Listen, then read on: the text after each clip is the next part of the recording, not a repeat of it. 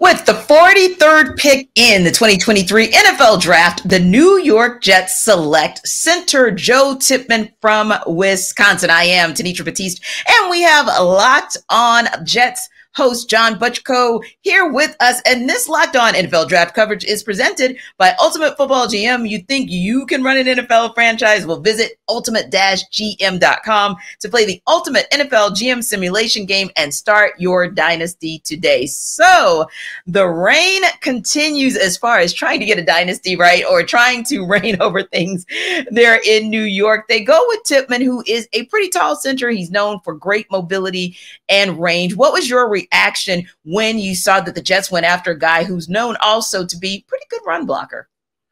Not surprising. I think that the Jets went into this draft feeling like they needed to address the offensive line in some way. And in the first round, we don't know for a fact, but it certainly seemed like Broderick Jones was the guy that they wanted, and Pittsburgh jumped them one spot.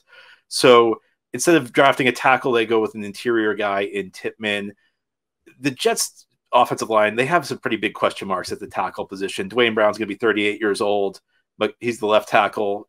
Mekhi Becton's penciled in as the right tackle. He's missed 2 straight seasons due to injury. So they had to get some degree of insurance. And I know you could say, well, Tippman, he's an interior offensive lineman.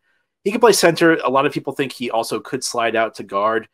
At right guard, the Jets have Elijah Vera Tucker, who is a guy who has kicked out to both tackle positions at various points in his career. So if there's an issue at either left tackle or right tackle, now I think the Jets can insert Tippman on one of the interior spots and kick Vera Tucker to whatever tackle position they need him to. So I think it's a move that gives the Jets a little bit more insurance on an offensive line where there's a lot of big question marks.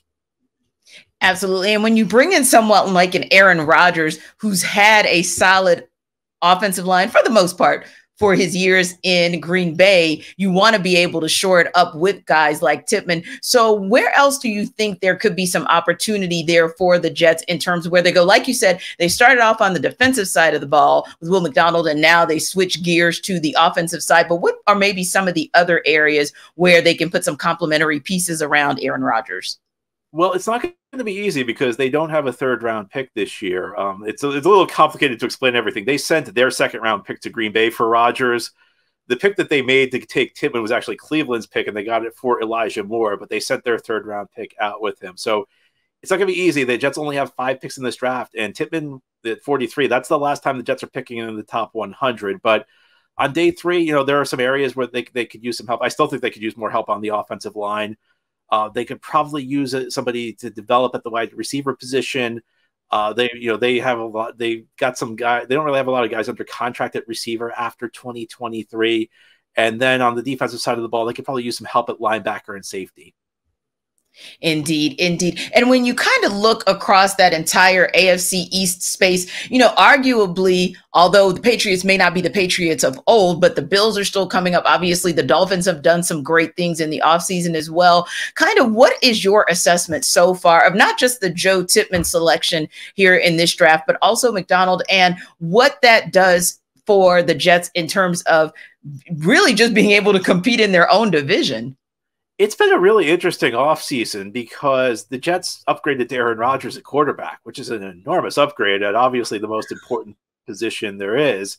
And outside of that, I'm not sure they've really upgraded at any other spot. I think you could say they upgraded at safety. They got Chuck Clark from Baltimore, so they're better there. They have a little bit more receiver depth, but it's really going to be a similar team to what they had last year, except they're going to have Aaron Rodgers at quarterback, which, Aaron Rodgers over Zach Wilson, the current iteration of Joe Flacco. All due respect to Joe Flacco, who's had a wonderful career, but at this point in his career, he's not bringing a lot to the table. And Mike White, so you've upgraded a lot. I mean, I think Buffalo is the team to beat. I think they're the division champion 3 straight years. They're going to be a Super Bowl favorite. So I don't think you can put the Jets ahead of Buffalo. I think the Jets need to prove that on the field.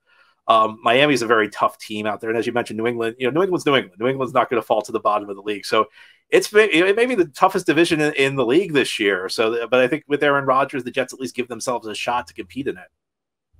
Yeah, and it's interesting because, like you said, it's kind of a sneaky good, and I say sneaky with quotes on it, right, John? But it's kind of a sneaky good division because you do have some of the perennial powerhouses like the Patriots and the Bills, but the Dolphins are coming up and the Jets are really trying to find their way after a really strong start with Robert Saleh and company last season. And then, we know kind of where it went, but now you may have a revitalization of this organization with an Aaron Rodgers and also with picking solid guys like Joe Tippman, which it seems like a pretty solid pick and a safe pick.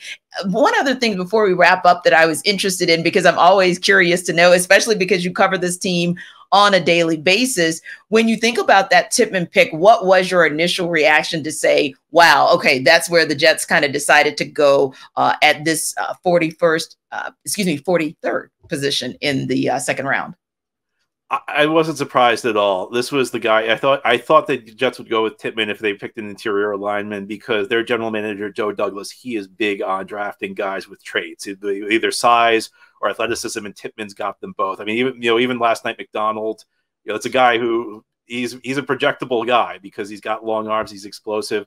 But the Jets, the center position is something that you really focus on, because if people who grew up when I grew up, we saw essentially 20 years of great center play. They had Kevin Mawai from 98 to 2005, who was a Hall of Famer. And that the year Mawai left, they drafted Nick Mangold, who was one of the top centers of the league for a decade. So the last couple of years, Connor McGovern's played well, but they had some bad center play after. It hasn't been up to that standard. So most of the time I've watched the Jets, they've had dominant center play. So it's exciting to have a guy who has the potential to get you back to like top of the league center play. And I love the word that you just used, John, because I'm all about O-linemen. I always think they're so cerebral. So to hear you say that it's exciting for them to pick a guy like a Joe Tippman at center makes me excited as well. So for more on the Jets draft, follow Locked On Jets, part of the Locked On Podcast Network, your team every day. And when you follow Locked On Jets, it's because of our guy, John. Appreciate your time.